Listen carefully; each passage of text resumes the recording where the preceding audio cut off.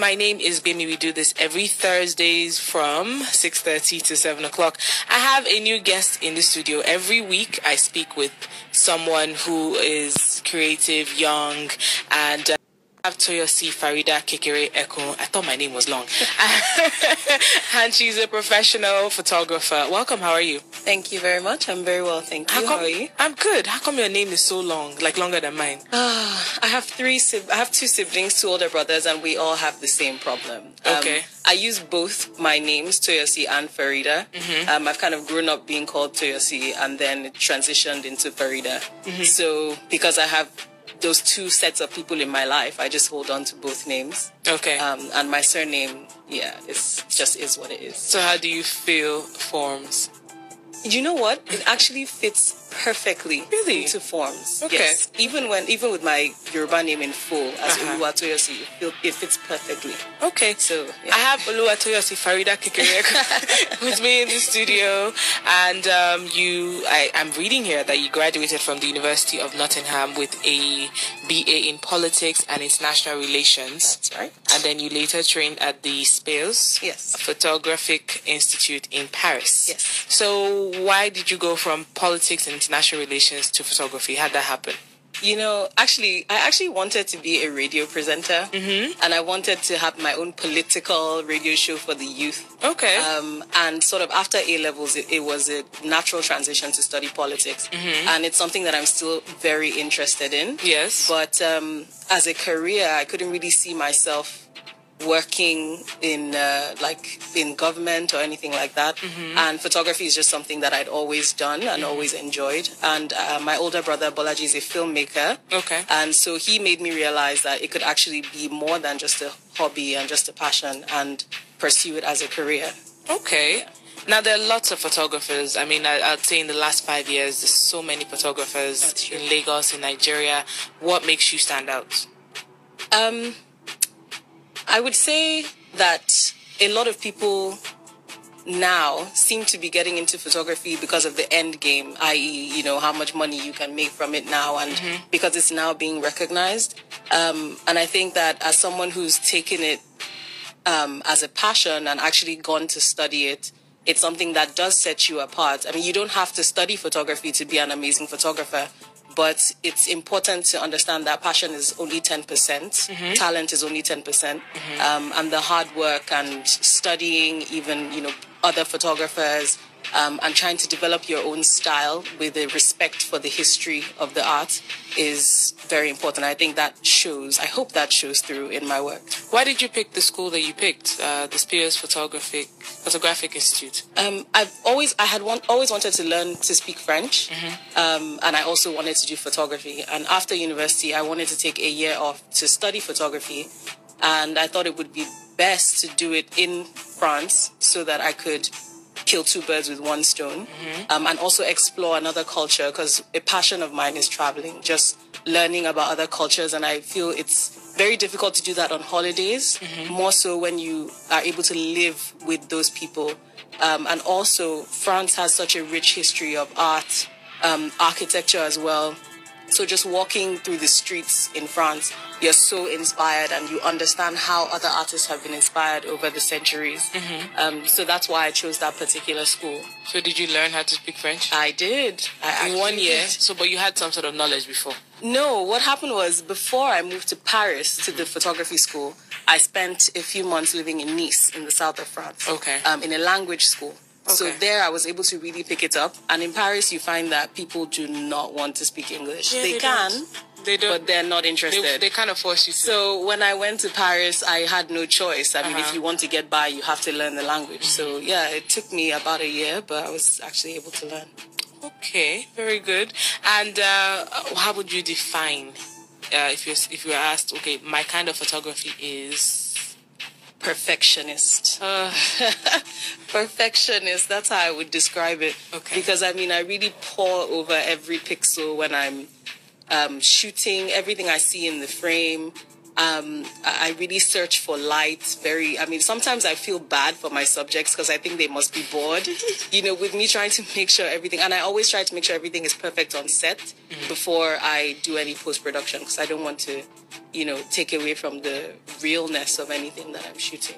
All right. So we have lots of young and inspired Nigerians who are coming back home, just like you, to take up different roles in fashion, entertainment, music. Now, do you think that is a sign that we're catching up with the rest of the world in these categories, fashion, entertainment, music, photography? I think it's a combination of things. I think as time has gone on, people feel more comfortable expressing a desire to do what they want to do and not just what they should do. And seeing other people open those doors makes it easier for people that might be more shy, a bit more timid about the idea of coming out and saying, this is what I really want and this is what I want to do. And there's the other side of things, which is just the world that we live in now in terms of the economy. I mean, everyone is trying to be self-employed. So it's now a time where everyone is looking at what they are actually good at so they can pour their heart into it and actually sell it and survive, So it's a combination of those two things, being able to be who you are and also live off that. All right. Let's take a quick break. I've been speaking with Toyosi, Faridah, Kekere-Ekun. You can just call me Faridah. No, I'm going to pronounce your whole name. Let's play some music. Here's Fayrouz featuring Sage the Gemini, and this is GDF. It is the Fayrouz Generation Original Show. My name is Gbemi, and I have Toyosi, Faridah, Kekere-Ekun. I said I was going to mention all her names. She's a professional photographer, and we've been talking about how she got into the business. So how does one become a fine art and portraiture photographer? Like, what's the difference, first of all?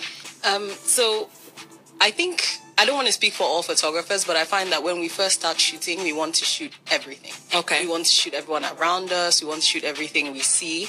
But then gradually, when you sift through your archive, you start to find that some things look better than others. And that's kind of how and also you think about how you feel when you're shooting. That's how I just realized that I really like working with people. I like working with subjects. I just find them to be more emotive for me than just landscape. So when I first moved back home, I was actually doing a lot of fashion and beauty photography because I like working with people. But I had an exhibition last year where I was able to sort of tell a story and explore a lot of different photographic techniques in the studio with controlled lighting. And I found that that just felt like home. It was just so right. And I have so many different ideas for different collections that I want to shoot that way. And that's what I'm most comfortable doing. And I think the more sincere you are, the more authentic your work is.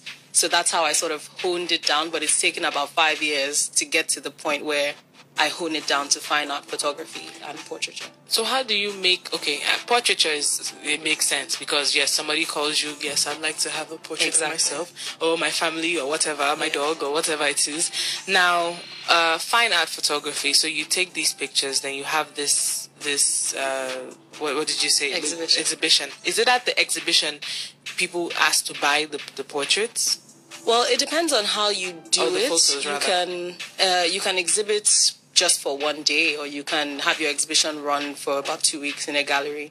And what I did but then you will get about 90% of your sales on your opening night. Okay. So my last exhibition, I had a big opening night. There were invitations sent out. All sorts of people were invited. I didn't get an invite. Yeah. But continue. I'm just saying. There's another one coming. Okay. Yes, you will definitely be invited. It was an oversight. Okay. So yes, and then on the opening night, you get a lot of people. Actually, you get two kinds of people. People who promise to pay, who promise to buy some things, and people who actually do. But I would advise any photographer that's having an exhibition to make sure that you have like POS machines, you collect checks at your opening night, and subsequently you just keep the awareness up. People come into the gallery over time, and hopefully they like your work and they buy.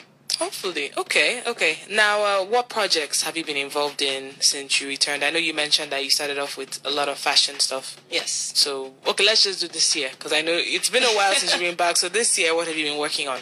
So this year, I haven't done any fashion work because I have an exhibition coming up, and I've been preparing the collection. I don't just shoot the scenes when I, do my exhibition collections. I create the scenes. So that takes a lot of time. But I have done a couple of maternity shoots this year. But most of last year, I did a lot of fashion. So I worked with Stranger Lagos on their autumn-winter collection. I worked with Orange Culture, Eve and Tribe, just a few brands like that here and there. Okay.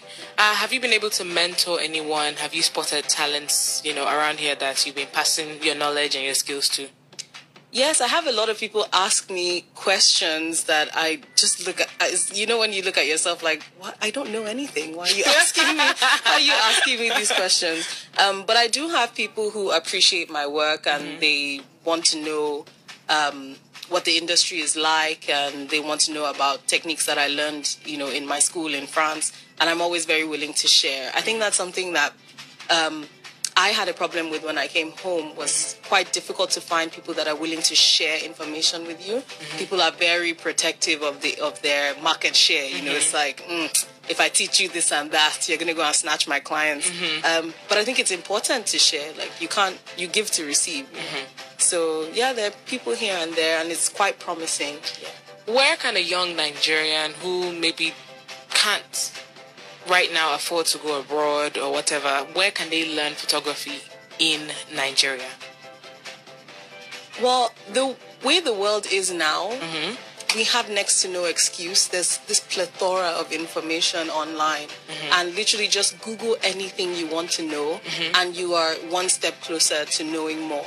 So I would say you have to study photographs. You actually have to look at people who have been successful or have been recognized and study their work. There's a lot of things you can actually do on your own.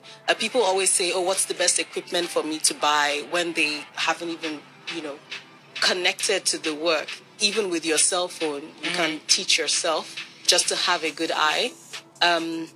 But yeah, it's a good idea if you can find a mentor to just kind of attach yourself to someone. Quite a few people are receptive to that. If you contact them, they're willing to help out. And just make sure that when you're good, you're that person too. So that's the best resource that we have. Okay. All right, because and there are different types of photography. I know someone who studied food photography. Yes. Yes. So a lot of people don't know that you can do that. Yes. Let me see. Now, Fayrouz is inspiring and helping loads of young Nigerians to discover originality, be it fashion or, makeup, whatever it is. Yeah. Now, how much of these kinds of efforts do you think your industry needs? Like how they have the competition where they have for young designers, and it wasn't just for young designers. They involved the photographers, involved the models, involved the hair people, the makeup people. How important is this to your industry? Oh, I think it's absolutely important, because one thing that is very crucial now, if you want to develop in this industry, is having a platform on which to actually do that development. And obviously, Fayrouz being such a big company, they have a wide outreach. So to be able to, through such a company, show how important these things are to our everyday lives, and, create this platform for people to express themselves and show their talent is absolutely crucial. I mean, I think it's a fantastic initiative. All right. Look forward to more. Okay, cool. I have some more questions for you, but we have time for more music, so let's do that. We're going to play some music. This is Black Magic with Repete, and we'll be back. It is the Fayrouz Generation Original show. You can follow the hashtag Generation Original on social media. Follow Fayrouz at Fayrouz Nigeria, and find out more about what they're doing to support the creative industry. And we're almost through with the Fayrouz Generation Original show. I've been speaking with the professional photographer Toyosi, Faridah, Kekere-Ekun. Yes, those are all her names. You don't understand. People usually mess with me because of my name. So I found someone to mess with too. So this is fun. I wanted to know, like, when you're not taking photos, what do you do for fun? For fun, okay, I have about 1,000 cousins that I'm actually close to, and I spend so much time with my cousins, and my cousins are very creative people and very funny people. So there's always something to do there. And nerdy, but I love to read because, I mean, there's nothing like brain food. So, yeah, that's pretty much it. I hang out with my cousins and my friends, and I read. Okay. Mostly. Now, I have a question. Since you've been back, do Nigerians really spend on art? Like, I know you mentioned, that you probably sell out most of your, your photos on the, the first night of your opening or whatever. So do they price? Like, if you say this photo is 100,000, person comes, 20,000 jale. Exactly. The thing is, here, you need to seek out that buying market. You can't just have an exhibition and hope that the right people come. You have to seek them out. And also, like with anything, like I was saying, if you pour your heart into the work that you're doing, usually people can see that and they want to acknowledge that. But of course, it has to, coincide with what they have going on in the bank. So you have to kind of seek that market out. But I've actually been trying something that I was taught by my cousin, Mode, which is to make art more accessible to people anyway, because there's this it's shrouded in exclusivity that just is unnecessary. It's such a beautiful thing, and you want to be able to share it and have people connect with it.